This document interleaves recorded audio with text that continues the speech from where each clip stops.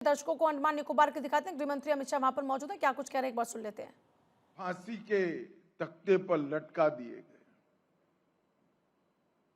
जब दमन हो रहा था, इनकी आवाज देश और दुनिया में नहीं पहुंच रही थी, मगर आज सेल्युलर जेल में बना हुआ वीर सावरकर का स्मारक और वो मशाल पूरे देश और दुनिया को चीख चीख कर कह रही है कि यहीं पर हजारों हुतात्माओं ने अपना बलिदान दिया था। यही भूमि है जहां नेताजी ने सबसे पहले 22 दिसंबर को 30 दिसंबर को नेताजी ने आजाद भारत की भूमि पर तिरंगा फहराने का काम किया था और उन्हीं की याद में, उन्हीं के उद्गारों के सम्मान में देश के प्रधानमंत्री जी ने 2 द्वीपों के नाम शहीद और सुभाष रखने का काम, स्वराज रखने का काम देश के प्रधानमंत्री ने किया। यही द्वीप समूह है जिसमें जिन सभी वीर जवानों को भारत की सुरक्षा करते करते परमवीर चक्र प्राप्त करने का सम्मान मिला, वो सभी के नाम पर यहीं पर एक एक द्वीप को वो शूरवीरों का नाम देने का काम नरेंद्र मोदी जी ने किया है। मित्रों, ये भूमि आजाद भारत में बसते हर नागरिक के लिए, हर भारतीय के लिए तीर्थ भूमि है। यहां हमारे स्वतंत्र सेनानियों ने पीड़ा को शक्ति में बदला था, एकांत को संकल्प में बदला था और यातना को स्वाधीनता तक सहन करके स्वाधीनता प्राप्त की थी। और इसी भूमि पर आज विकास के कई काम लेकर द्वीप समूह का प्रशासन आया है।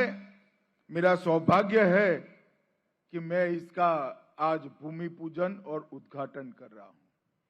आज महान समाज सुधारक सावित्रीबाई फूले का जन्मदिन है, जिन्होंने इस देश के अंदर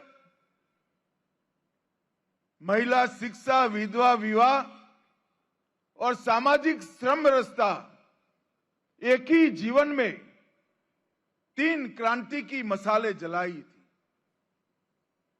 सावित्रीबाई जी को आज मैं हृदय पूर्वक उनका स्मरण कर श्रद्धांजलि अर्पण करता हूं। विगत 11 साल में नरेंद्र मोदी जी के प्रधानमंत्री बनने के बाद ये द्वीपों को एक आइसोलेट देश का हिस्सा मानने की जगह देश का महत्वपूर्ण सामरिक स्थान बनाने का एक नया प्रयास हमारे नेता और प्रधानमंत्री नरेंद्र मोदी जी ने किया है। नरेंद्र मोदी जी ने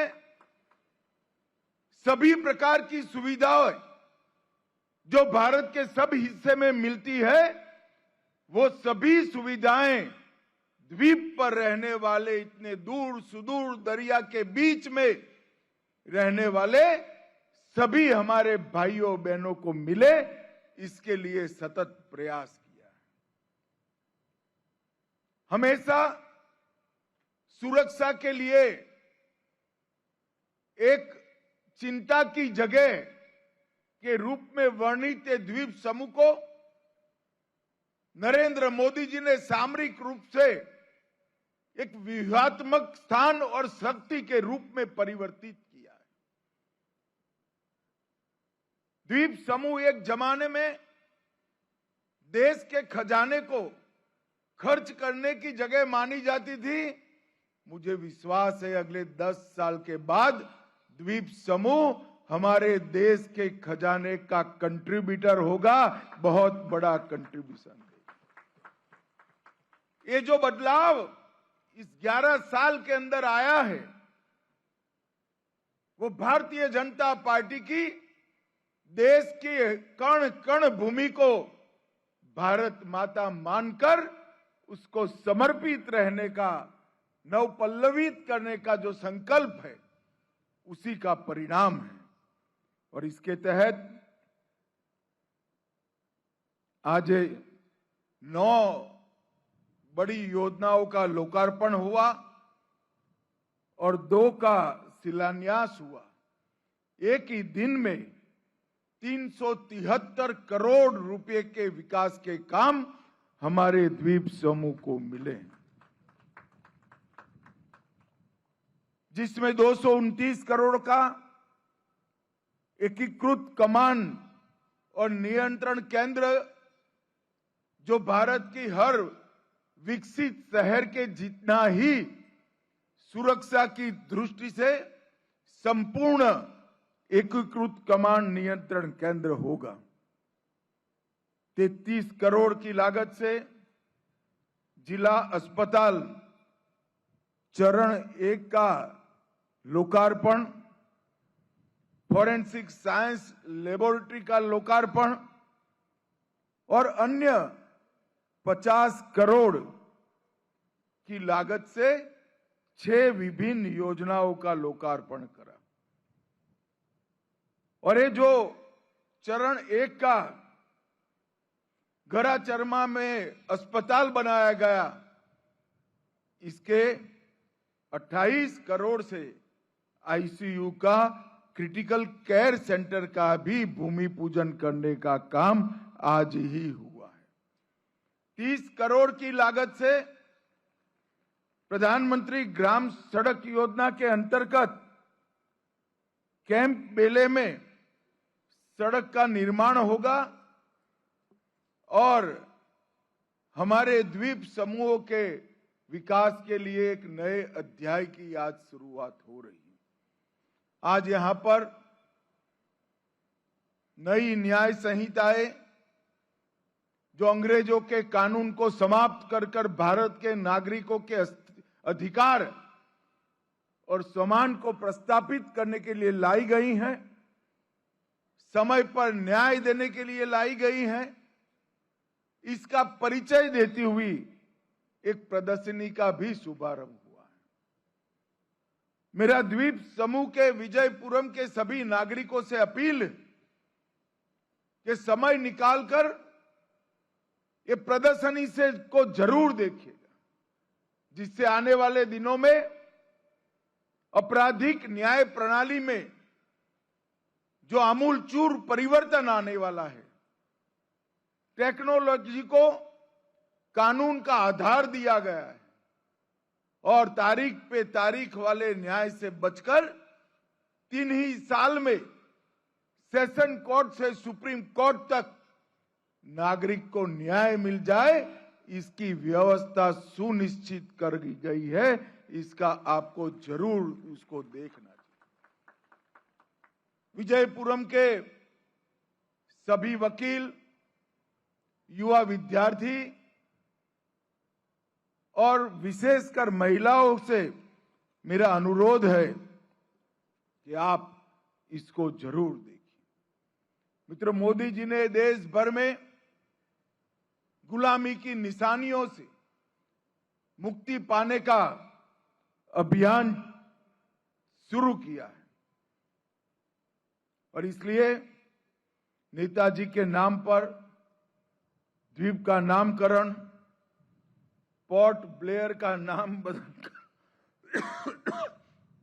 बदलकर विजयपुरम और हमारे वीर सेनानियों के नाम पर द्वीपों का नाम रखने का काम हुआ है। और आज ये अंडमान निकोबार द्वीप समूह एक प्रकार से हमारी स्वतंत्रता, संप्रभुता, समुद्री शक्ति और आर्थिक गतिविधियों का केंद्र का प्रयोगशाला बना है। अंडमान निकोबार में हमें इंडो पैसिफिक की व्यूहात्मक जगह दिखती है। यहां पर ब्लू इकोनॉमी की ढेर सारी संभावनाएं दिखती हैं। टूरिज्म का पोटेंशियल इस द्वीप समूह में कूट कर भरा है और ये आजादी के आंदोलन की एक अमूर्त प्रतिकृति, हर प्रदेश के आजादी के आंदोलन के स्वतंत्र सेनानियों की एक स्मृति भी यहां प्राप्त होती है। हम विरासत खोए बगैर पर्यावरण को सुरक्षित रखकर सुरक्षा को सुदृढ़ कर इस द्वीप समूह को पूर्ण विकसित भारत का हिस्सा बनाने के लिए भारत सरकार कटिबद्ध है। मैं आज विजयपुरम के नागरिकों के बताने के लिए आया हूं। पर्यटन हो या पर्यावरण, मत्स्य हो या कृषि, एमएसएमई हो या स्वच्छ ऊर्जा, हर क्षेत्र में विकास का हमने यहां पर शुरुआत किया है।